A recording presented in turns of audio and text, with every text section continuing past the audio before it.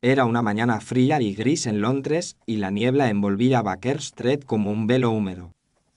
Yo había terminado mi primera taza de té y estaba revisando unas notas médicas cuando escuché el inconfundible paso firme de la señora Usson en el pasillo.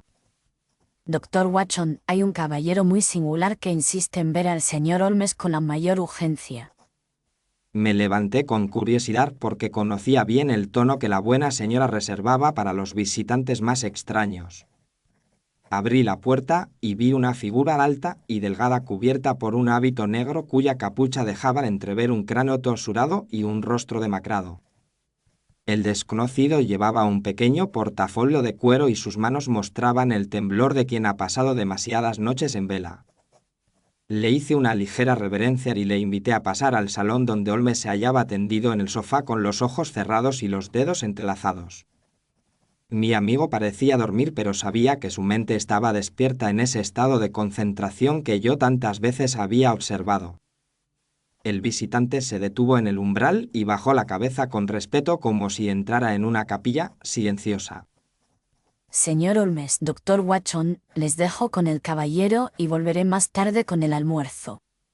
La señora Usson se retiró discretamente y el hombre de negro dio un paso adelante. Holmes abrió los ojos de inmediato y los clavó en el visitante con aquella mirada fría y penetrante que tan a menudo desarmaba a sus interlocutores. Sea bienvenido a Baker Street. Por el porte de su hábito deduzco que viene usted de lejos y que trae consigo un peso más grave que el de ese ligero portafolio. Señor Holmes, me llamo Fray Anselmo y pertenezco a un antiguo monasterio benedictino situado en las colinas cercanas a Burgos. He venido a ustedes porque temo que el honor de nuestra comunidad y la memoria de nuestro abad difunto descansan ahora en sus manos. Aquellas palabras fueron pronunciadas con un acento extranjero pero con una corrección que revelaba una educación esmerada. El monje se acercó al fuego de la chimenea y extendió un poco las manos como si la larga travesía hubiera calado sus huesos de frío. Holmes indicó una silla con un movimiento de la mano y Fray Anselmo se sentó con la dignidad sencilla de quien está acostumbrado al silencio del claustro. Puede hablar con libertad, hermano Anselmo, porque el doctor Watson y yo somos los únicos fluidos que le escucharán y ambos estamos acostumbrados a los secretos. Le ruego que me excuse si mi inglés no es perfecto, pero he rezado para encontrar las palabras exactas y espero que el Señor me ayude. En su mirada había una mezcla de angustia y resolución que me conmovió mucho más que si hubiera estallado en lágrimas. Nuestro monasterio existe desde hace siglos y a lo largo de generaciones los fieles han donado cálices de oro, reliquias engastadas en plata y monedas de gran valor. En los últimos años, sin embargo, las deudas y ciertas presiones políticas han amenazado con despojarnos de nuestras tierras y de los bienes que custodiamos. El abad, en su prudencia, decidió trasladar una parte de ese tesoro a Londres para depositarlo en un banco seguro y así salvar el patrimonio de la comunidad. A mí se me confió la tarea de acompañar el cofre que contenía los objetos más valiosos durante todo el viaje hasta esta ciudad. El monje abrió el portafolio y sacó varios papeles cuidadosamente doblados y sellados con un escudo eclesiástico. Se los tendió a Holmes con manos temblorosas como si entregara un fragmento de su propia alma. Estos son los documentos del banco y las cartas de sus superiores, si no me equivoco. Así es, señor Holmes, y también el inventario completo de las joyas y cálices que debían llegar a Londres y que nunca llegaron. Un escalofrío me recorrió la espalda porque comprendí que nos hallábamos ante un caso de robo sacrílego de proporciones considerables. De modo que el cofre salió de su monasterio lleno de tesoros sagrados y llegó a Londres vacío. Llegó lleno de vergüenza, señor Holmes, porque al abrirlo en el banco, ante testigos oficiales, solo encontramos ladrillos, pedazos de hierro y sacos de arena. El monje apretó los labios y bajó la cabeza como si volviera a contemplar aquella escena humillante en la sala del banco. Interesante, muy interesante, en verdad. Cuénteme con precisión, hermano, el recorrido del cofre y cada ocasión en que pudo ser manipulado. El cofre fue sellado en la sala capitular en presencia del abad, del prior y del tesorero, y las llaves quedaron en manos del tesorero y en las miras. Viajó en carreta hasta el puerto, se embarcó hacia la costa francesa y allí subió a un tren nocturno con destino a esta ciudad. Durante el viaje yo permanecí siempre en el mismo tren vigilando desde el vagón de pasajeros la posición del furgón de equipajes donde se hallaba el cofre. Hubo varias paradas, pero en ninguna se descargó oficialmente la mercancía, y el furgón no fue abierto en ningún momento hasta llegar a Londres. Holmes cerró los ojos unos instantes y comenzó a golpear ligeramente juntos los dedos de sus manos en su gesto favorito de concentración. Usted ha dicho, hermano, que el cofre fue vigilado siempre desde el tren, pero ha mencionado varias paradas y me interesa en particular una de ellas. ¿Hubo acaso una estación más solitaria o una espera más larga de lo que cabría considerar normal en un horario nocturno? Hubo una estación pequeña, de nombre modesto que casi he olvidado, donde el tren fue desviado a una vía lateral y permaneció detenido más tiempo de lo habitual. Recuerdo que durante aquella detención reinaba un silencio extraño, como si los campos mismos contuvieran la respiración bajo las estrellas. Excelente, hermano Anselmo. Esa estación será uno de los vértices de nuestro triángulo. Yo no entendí de inmediato la importancia de aquella observación, pero sabía que cuando Holmes marcaba un punto en el mapa mental del caso era porque veía ya parte del trazado. El monje respiró hondo como si una parte de su carga hubiera encontrado por fin un oído dispuesto a soportarla. No es solo el robo lo que me atormenta, señor Holmes, sino la sospecha que pesa sobre la memoria de nuestro abad. Poco después de la salida del cofre, nuestro abad desapareció, y en el monasterio algunos murmuran que huyó con una parte de las riquezas. Un estremecimiento recorrió el rostro de Fray Anselmo cuando pronunció aquellas palabras y vi que para él la honra de su superior era más preciosa que el oro perdido.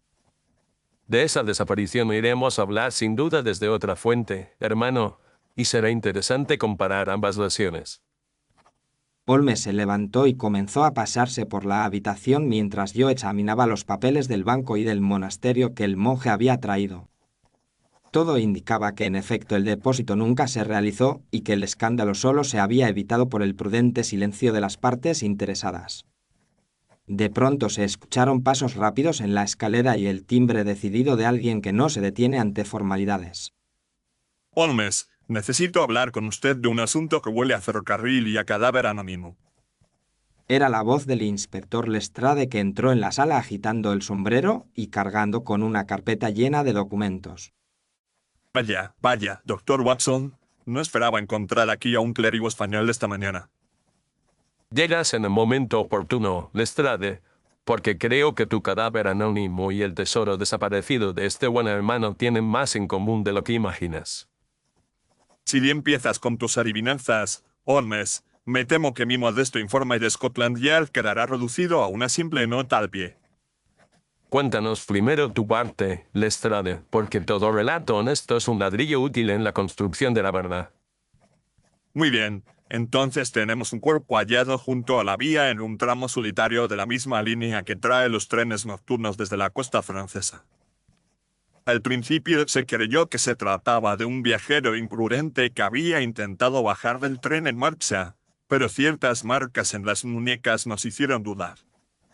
Miré a Holmes y vi en sus ojos un brillo que solo aparecía cuando la casualidad parecía alinearse con su propio razonamiento.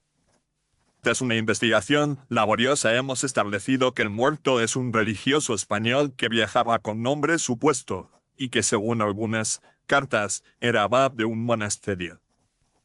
Tenemos pues un abad extranjero, un tren nocturno y una muerte violenta en circunstancias poco claras. Y nosotros tenemos un cofre sellado que llega a Londres lleno de chatarra, un monje encargado del trazado y un monasterio en dificultades económicas. Te presento, Lestrade, al hermano Anselmo, custodio de un tesoro desaparecido y testigo de un viaje que quizá involucre a tu difunto. Entonces me temo que este caso se ha vuelto súbitamente más grande de lo que esperaba, porque ahora hay oro sagrado por medio. El inspector lanzó una mirada de desconfianza al monje, pero yo vi que Fray Anselmo sostenía su mirada con tristeza y serenidad, sin atisbo de culpa. Antes de que tu entusiasmo represivo recaiga sobre nuestro invitado, déjame formularte una pregunta simple, Lestrade. ¿En los archivos de la compañía ferroviaria existe algún tipo de registro mecánico de las señales y de los desvíos de la línea donde se encontró el cadáver? Vi un aparato nuevo en una estación rural que registra las posiciones de las palancas en una tira de papel, pero no veo qué tiene que ver eso con nuestro muerto. Tiene que ver con el cofre y con la conciencia de este buen hermano, y te demostraré cuánto si accedes a acompañarnos a esa estación. Iba a inspeccionarla de todas maneras, así que no tengo inconveniente en que tú y el doctor Watson añadáis vuestra ciencia al barro de la provincia. Fray Anselmo nos miró con una especie de esperanza temerosa como si el siguiente tren pudiera llevarlo tanto a la redención como al abismo. Hermano, ¿se siente capaz de viajar una vez más por esa línea y de recordar con precisión todo lo que vea? Si de ese viaje depende limpiar el nombre de nuestro abad y el mío, lo haré con gusto, aunque mi corazón tema lo que podamos encontrar. Así fue como pocas horas después nos encontramos los 4 en un vagón de segunda clase que avanzaba hacia el norte entre campos desnudos y pueblos ennegrecidos por el humo del carbón. El monje permanecía en silencio con las manos unidas, mientras Holmes miraba por la ventanilla midiendo con la mirada cada poste, cada señal y cada curva. Lestrade dormitaba a ratos sosteniendo sobre las rodillas la carpeta con los documentos del caso y yo tomaba notas, intentando ordenar los hechos que se agolpaban en mi mente. Cuando el tren redujo su velocidad y entró en una estación de aspecto modesto, Holmes se inclinó hacia el monje con súbito interés. Hermano, ¿reconoce usted este lugar por algún detalle que se haya grabado en su memoria durante la primera travesía? Sí, señor. Recuerdo ese pequeño campanario al fondo y el cobertizo junto a la vía porque me parecieron particularmente solitarios bajo la luz de la luna. El tren se detuvo con un silbido largo y la locomotora exhaló una nube de vapor que envolvió el andén como un fantasma. Esta es la estación donde está instalado el aparato registrador que te mencioné, Holmes. Descendimos del vagón y el jefe de estación se acercó a nosotros con un gesto respetuoso pero inquisitivo. Buenos días, caballeros. He sido informado de que Scotland Yard deseaba hablar conmigo sobre el incidente del cadáver en la vía.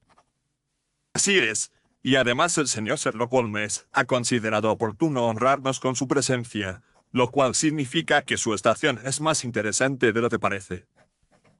Me interesan más las máquinas que los edificios, y he oído decir que aquí se ha instalado recientemente un aparato que registra con fidelidad las travesuras humanas. Si se refiere al registrador de señales, es cierto que lo tenemos, pero es un instrumento técnico que poco tiene que ver con crímenes y muertos. Y discrepo profundamente, porque no hay testigo más honesto que el papel que una aguja ha marcado minuciosamente a lo largo de la noche. El jefe de estación nos condujo a una caseta elevada desde la cual se dominaba la maraña de vías, los semáforos y el pequeño apartadero de mercancías.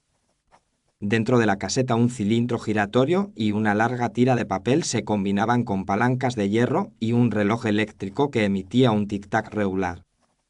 Le ruego que nos muestre la tira correspondiente a la noche en que el tren nocturno procedente de la costa transportaba este cofre de un monasterio español.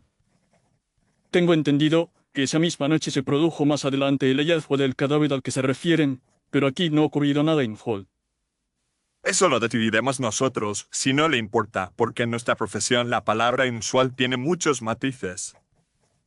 El jefe de estación sacó de un cajón varias bobinas de papel y tras revisar las fechas desenrolló la que correspondía a la noche señalada. Holmes se inclinó sobre la cinta y yo pude ver cómo sus ojos recorrían la línea ondulante que representaba los movimientos de las palancas. A simple vista no observé nada extraño, pero mi amigo frunció el ceño y pidió una lupa que el propio jefe de estación le proporcionó. Resulta curioso ver que en este punto la línea se hace ligeramente más gruesa y borrosa, como si la aguja hubiera insistido 2 veces en el mismo trazo. Eso debe de ser un efecto de desgaste, señor. El papel no siempre da este efecto y la tinta a veces se corre. No solo la tinta se corre en este mundo, señor jefe, también lo hacen los hombres cuando quieren escapar de la verdad. Holmes señaló un pequeño corte casi invisible en la cinta donde dos extremos habían sido pegados con sumo cuidado. Aquí tenemos una interrupción artificial del registro y me atrevo a afirmar que entre ambos trozos se ha suprimido una porción de tiempo nada despreciable. ¿Está usted diciendo que alguien recortó el papel para ocultar una detención más prolongada del tren en esta estación? Eso es exactamente lo que afirmo, y el hombre que lo hizo se encuentra en esta misma caseta y tiene las manos más nerviosas de lo que procura mostrar. El jefe de estación tragó saliva y se pasó un pañuelo por la frente aunque la temperatura en la caseta era relativamente fresca. Yo solo cumplo con mi deber, caballeros, y si hubo algún ajuste en la cinta debió de ser para corregir una irregularidad del mecanismo. Corregir una irregularidad de la verdad es siempre más difícil que corregir un mecanismo, y sin embargo algunos insisten en intentarlo. Bajamos de la caseta y Holmes pidió examinar el apartadero y el pequeño almacén de mercancías que se hallaba junto a la vía lateral. El lugar olía intensamente a cal viva y a desinfectante, y yo, que había conocido demasiados improvisados depósitos de cadáveres durante la guerra, reconocí al instante aquel olor. Sobre el suelo se veían tablones más nuevos que el resto, y ciertas manchas oscuras se resistían a haber sido borradas del todo. Me agaché para mirar más de cerca y noté que en una esquina la madera había absorbido algo más que humedad. Mientras tanto, Holmes inspeccionaba un gancho de hierro fijado a una viga alta cuya base mostraba señales de haber sido golpeada recientemente. Watson, me gustaría que uses tu ojo clínico en estas manchas y me digas si pertenecen al reino de las simples mercancías o al de la vida humana. Estas manchas tienen el color y la textura de la sangre que ha sido lavada varias veces, pero no desaparecerá por completo de la madera. Entonces tenemos un lugar donde alguien sangró abundantemente y un aparato que intenta decirnos que aquí no ocurrió nada digno de mención. Miré al jefe de estación que nos había seguido con visible incomodidad y vi que evitaba cruzar la vista con la mía. Si aquí se derramó sangre, voy a necesitar un informe completo y una explicación convincente, porque estamos sumando muertos a mi estadística personal. En este almacén solo se han guardado sacos de fertilizante y cajas de herramientas, y esas manchas deben de ser de animales o de algún accidente antiguo. Un accidente antiguo que requiere cal viva y tablones nuevos para ser olvidado es un accidente que me interesa especialmente. Regresamos a la caseta del registrador y Holmes pidió ver también el libro de mensajes del telégrafo correspondiente a aquella noche. El jefe de estación trató de protestar, pero Lestrade habló con autoridad y el libro fue puesto sobre la mesa. Mi amigo comparó los tiempos anotados en los mensajes con los pequeños números escritos junto a la cinta del registrador. He aquí la contradicción que esperaba encontrar, porque el telégrafo dice que el tren dejó esta estación 20 minutos después de haber llegado y la cinta pegada intenta reducir ese intervalo a 7 minutos. Lo que significa que durante 13 minutos el tren estuvo apartado del reloj oficial y del escrutinio del papel, aunque no de los ojos de alguien. Durante esos 13 minutos el furgón de equipajes fue desviado al apartadero. El cofre fue manipulado y sangre humana cayó sobre los tablones de ese almacén. Sentí un escalofrío porque la reconstrucción de Holmes se superponía como un negativo fotográfico a la realidad silenciosa de la estación. Jefe de estación, le aconsejo que piense muy bien la próxima frase que salga de su boca, porque ahora está usted muy cerca de complicarse la vida. Yo solo seguí instrucciones, caballeros, y la verdad es que no pensé que se tratara de algo tan grave. Solo me pidieron que alargara una parada y ajustara un poco. ¿Quién le dio esas instrucciones y que se le prometió a cambio de su colaboración? Fue un representante comercial que viaja a menudo en la línea, un caballero inglés muy correcto que me habló de una simple operación de mercancías. Me dijo que era necesario hacer un cambio de carga discreto para evitar tasas aduaneras y que nadie saldría perjudicado. Holmes intercambió una rápida mirada con Lestrade y yo vi por primera vez un destello de verdadero miedo en los ojos del jefe de estación. Tendremos el nombre de ese representante ahora mismo y lo localizaremos en Londres antes de que tenga tiempo de subir a otro tren. Interrogado con habilidad, el hombre nos dio un nombre, una dirección aproximada en la ciudad y la descripción de un individuo de mediana edad con aspecto respetable. Watson, ¿has notado que nuestro amigo omite toda referencia a cualquier religioso en estas instrucciones que recibió? En efecto, Holmes no ha mencionado a nadie que lleve hábito ni tampoco al tesorero del monasterio. Lo cual indica que para él solo había un negocio de mercancías, mientras que para otros había una oportunidad de convertir un cofre sagrado en caja fuerte personal. Tras dejar al jefe de estación bajo la vigilancia de un agente local, regresamos al tren y emprendimos el viaje de vuelta a Londres. Fray Anselmo permanecía en silencio, pero yo podía ver que sus labios se movían en una ovación silenciosa mientras el paisaje retrocedía ante nosotros. Hermano, ¿es posible que el abad hubiera decidido viajar en secreto en ese mismo tren para vigilar que el traslado del tesoro se hiciera correctamente? Es muy posible, señor Holmes, porque nuestro abad conocía demasiado bien las tentaciones que el oro pone en el corazón de los hombres y no confiaba del todo en el tesorero. Si realmente está muerto, como dice el inspector, murió intentando proteger la herencia espiritual y material de nuestro monasterio. La voz del monje se quebró ligeramente, pero él la sostuvo con una dignidad que me inspiró el más profundo respeto. Entonces le debemos no solo justicia, sino también verdad, porque el único homenaje digno de un hombre recto es deshacer la calumnia que pesa sobre su memoria. Cuando llegamos a Londres, el cielo se había oscurecido y la ciudad resplandecía con el brillo amarillento del gas en las avenidas y estaciones. Nos dirigimos sin demora a Scotland Yard, donde Lestrade movilizó a sus hombres para localizar al representante comercial mencionado por el jefe de estación. Mientras la maquinaria de la policía se ponía en marcha, Holmes y yo regresamos a Baker Street acompañados de Fray Anselmo. La señora Usson nos recibió con visible preocupación al ver el cansancio en nuestros rostros y el del monje. Les he preparado un poco de caldo y algo de pan caliente, porque parece que han viajado medio mundo desde que salieron esta mañana. Agradecimos de corazón aquella atención sencilla y mientras cenábamos Holmes guardó un silencio que yo sabía lleno de actividad interior. Cuando el monje se retiró a la habitación que la señora Usson le había preparado, Holmes se acercó a la ventana y encendió su pipa con gesto pensativo.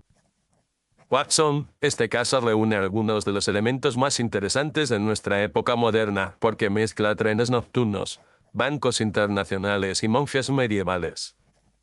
Y muertos junto a la vía, aparatos registradores manipulados y un tesoro que parece haberse evaporado en el trayecto. Nada se evapora realmente en este mundo, mi querido amigo, ni siquiera la reputación de un abad cuando se la observa al microscopio. Le pregunté si creía que el representante comercial era el cerebro del robo o solo un engranaje más en una trama mayor. Estoy casi seguro de que ese caballero es el enlace entre la codicia de la ciudad y la debilidad del monasterio, pero no es el único culpable. Un tesoro no abandona una sala capitular sin la complicidad de alguien que conoce bien los libros de cuentas y los pasillos del claustro. Comprendí que se refería al tesorero del monasterio, cuya prudencia había sido destacada por Fray Anselmo, pero cuya posición resultaba ahora sumamente ambigua. Mañana sabremos más cuando Lestrade nos traiga a nuestro comerciante y entonces podremos tender una red que llegará hasta Castilla. A la mañana siguiente apenas habíamos terminado el desayuno cuando el inspector irrumpió en el salón con expresión de triunfo. Tenemos a nuestro hombre, Holmes, y ha resultado ser más hablador de lo que esperaba cuando ha visto la celda que le aguardaba. Excelente, Lestrade. Los peces que se creen tiburones suelen volverse muy sociables cuando se sienten fuera del agua. El individuo se llama Arthur Pemberton y ejerce como agente comercial de varias empresas ferroviarias y de transporte de mercancías. Ha confesado haber organizado un cambio de carga discreto en la estación Bural a petición de un religioso español que se identificó como tesorero del monasterio. Miré a Holmes y vi que una chispa de confirmación brillaba en sus ojos grises. Ha mencionado el cofre y el contenido que debía viajar desde el monasterio hasta el Banco de Londres. Ha admitido que sabía que se trataba de objetos de valor, pero insiste en que él solo facilitó el tiempo y el lugar para la maniobra y que jamás vio oro alguno. Es probable que diga la verdad en ese punto, porque los verdaderos cerebros del crimen no dejan que las manos alquiladas toquen el botín. Lestrade nos contó que el tesorero había viajado también a Londres unos días antes del traslado oficial del cofre y que algunos documentos bancarios lo situaban en discretas consultas financieras. Tenemos pues a un tesorero que tantea el terreno, a un representante que manipula horarios y a un abad que muere junto a la vía con las muñecas marcadas por cuerdas. Y un hermano fiel que es enviado como rostro visible de un cofre que ya ha sido vaciado antes de salir del claustro. Exactamente. Watson, ese es el punto esencial, porque el cofre probablemente ya no contenía el tesoro cuando Fray Anselmo puso sus manos sobre la llave que creía sagrada.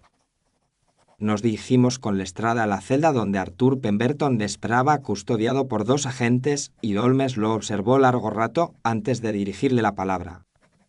Señor Pemberton, usted ha jugado un papel útil en esta pequeña obra ferroviaria y ahora tiene la oportunidad de cerrar el telón sin que se le caiga encima. He dicho todo lo que sé, señor. Soy un hombre de negocios, no un asesino ni un ladrón de iglesias. Sin embargo, ha colaborado en ocultar una detención de 13 minutos en una estación solitaria y en modificar un aparato diseñado para registrar la verdad. Me aseguraron que se trataba de un simple asunto de impuestos y aranceles y que no corría peligro la vida de nadie. La vida del abad desmiente esa afirmación, pero usted aún puede elegir entre cargar con una parte de la culpa o entregar a quienes la merecen por completo. Vi cómo el comerciante bajaba la vista y apretaba las manos con un gesto que delataba una conciencia inquieta. El tesorero insistió en que el abad era un obstáculo para la salvación económica del monasterio y que se oponía a cualquier operación moderna. Me dijo que si el abad intervenía habría escándalo y que yo debía asegurarme de que el horario permitiera ciertas gestiones discretas. ¿Estuvo usted presente en la estación la noche del crimen o del todo en el jefe local? Viajé en el mismo tren, pero me mantuve en el vagón de pasajeros y bajé solo unos minutos para supervisar que el jefe entendía bien cuánto tiempo debía durar la parada. No vi del cofre ni al abad, que juraría que cuando el tren se puso de nuevo en marcha, ambos seguían en algún lugar del convoy. Eso será materia de discusión ante un tribunal, pero por ahora nos basta con su confesión escrita y con el nombre exacto del tesorero. Cuando salimos de la celda, Holmes comentó que aquel hombre era un instrumento hábil, pero no un verdadero criminal nato. Su culpa principal ha sido creer que la astucia comercial se encuentra por encima de la justicia y de la vida humana, pero habrá tiempo para que medite sobre ello. Poco después llegaron a Londres noticias desde España confirmando que el tesorero había abandonado el monasterio con el pretexto de gestionar nuevos créditos. Además, había intentado depositar discretamente ciertas joyas de origen dudoso en un banco de una ciudad portuaria. La cadena se cierra, Watson, y solo falta colocar cada eslabón en su lugar ante los ojos del hermano Anselmo. Aquella misma noche reunimos en Baker Street a Fray Anselmo, a Lestrade y al propio Arthur Pemberton escoltado por 2 agentes. Holmes permaneció de pie junto a la chimenea mientras nosotros tomábamos asiento y el monje se aferraba al rosario que llevaba al cuello. Hermano Anselmo, lo que voy a decirle es doloroso pero necesario, porque la verdad, aunque hiere, también cura aquello que la mentira ha envenenado. Estoy preparado, señor, porque mi fe me enseña que nada se oculta para siempre bajo las sombras de este mundo. El tesoro de su monasterio no desapareció en la travesía entre la costa francesa y Londres, porque el cofre ya había sido vaciado antes de abandonar Castilla. Su abad sospechó la maniobra y viajó en secreto en el mismo tren para vigilar al tesorero que había vendido la seguridad espiritual a cambio de ganancias mundanas. En la estación Pural del Norte, el jefe de estación y el señor Pemberton proporcionaron el tiempo necesario para una operación que el tesorero prometió que sería incruenta. Sin embargo, su abad se negó a guardar silencio y por ello fue reducido a la fuerza, encerrado en el cofre durante un tramo del viaje y finalmente arrojado a la vía para simular un accidente. Fray Anselmo cerró los ojos y apretó con fuerza el rosario, y vi cómo 2 lágrimas silenciosas rodaban por sus mejillas enjutas. El almacén donde encontramos rastros de sangre y cal viva fue usado como escenario de una parte de esa lucha desesperada y el aparato registrador se convirtió en testigo involuntario. Cuando el jefe de estación recortó la cinta, creyó que la verdad quedaría mutilada con ella, pero olvidó que cada mentira tiene un borde visible para quien sabe mirar. Lestrade intervino para explicar que el tesorero había sido ya detenido en España y que las pruebas reunidas bastaban para sostener los cargos más graves. Quiero que sepa, hermano, que tanto su nombre como el del abad quedarán limpios ante la ley y ante la opinión de su país. Les doy las gracias en nombre de mi comunidad y también en nombre de la parte más débil de mi corazón que dudó durante estos meses. No hay culpa en usted, hermano Anselmo, porque quienes lo usaron como pantalla contaban precisamente con su honradez y su inocencia. La escena que siguió fue una de las más conmovedoras que he presenciado en Baker Street porque el monje se arrodilló de improviso ante Holmes. No me inclino ante usted como ante un santo, sino como ante un hombre que ha sabido servir a la justicia mejor de lo que muchos de nosotros lo hacemos. Le ruego que se levante, hermano, porque nada me incomoda tanto como que se me atribuyan virtudes que no poseo en absoluto. Holmes se apartó ligeramente y fingió golpear la ceniza de su pipa mientras el monje se incorporaba con una expresión de profunda gratitud. Si desea hacer un último servicio a la memoria de su abad, le aconsejo que cuente en su monasterio toda la verdad sin adornos y sin rencor.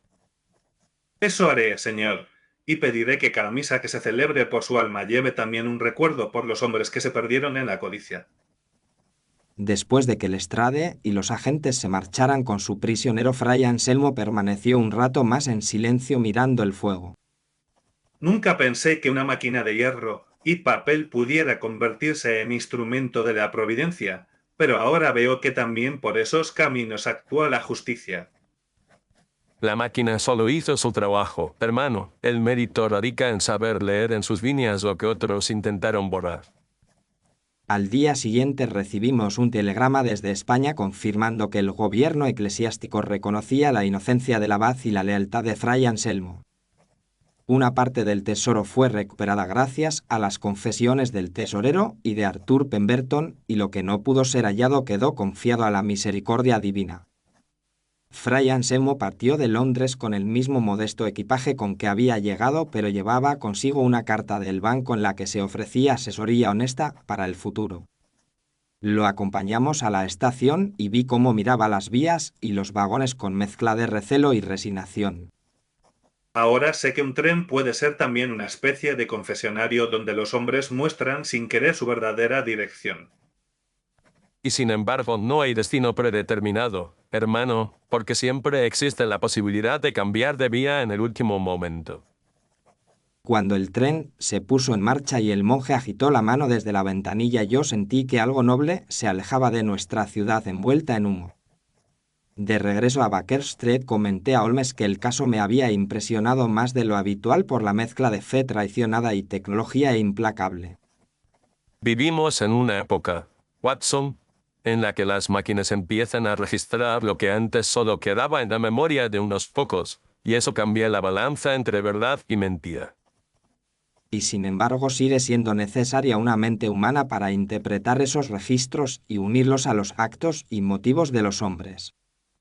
Mientras exista un solo hombre dispuesto a mirar una cinta de papel con curiosidad en lugar de con pereza, habrá esperanza para la justicia. Holmes volvió a su violín aquella noche y las notas melancólicas se mezclaron con mis recuerdos del monasterio castellano, de los vagones nocturnos y del rostro sereno del abad muerto. Pasaron los años y otros casos reclamaron nuestra atención, pero cada vez que escucho el lejano silbido de un tren recuerdo aquella aventura del registro implacable. Hoy, querido amigo que me escuchas, he decidido compartir contigo esta historia que permaneció guardada durante mucho tiempo en mis cuadernos. Te agradezco de corazón que hayas permanecido conmigo y con Holmes hasta el final de este relato y que hayas seguido cada pista a través de las brumas de Londres. Si esta aventura te ha resultado grata, te ruego que nos apoyes con un me gusta y que te suscribas al canal para que podamos seguir reuniéndonos en estas investigaciones. Tus comentarios son siempre bienvenidos, porque en ellos encuentro nuevas preguntas y nuevas perspectivas sobre las hazañas de mi extraordinario amigo.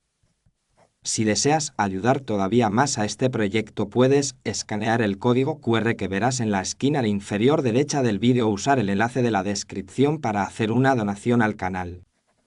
En la descripción también encontrarás enlaces a otras series completamente diferentes de relatos y casos que quizá despierten tu curiosidad y te acompañen en otras noches de escucha.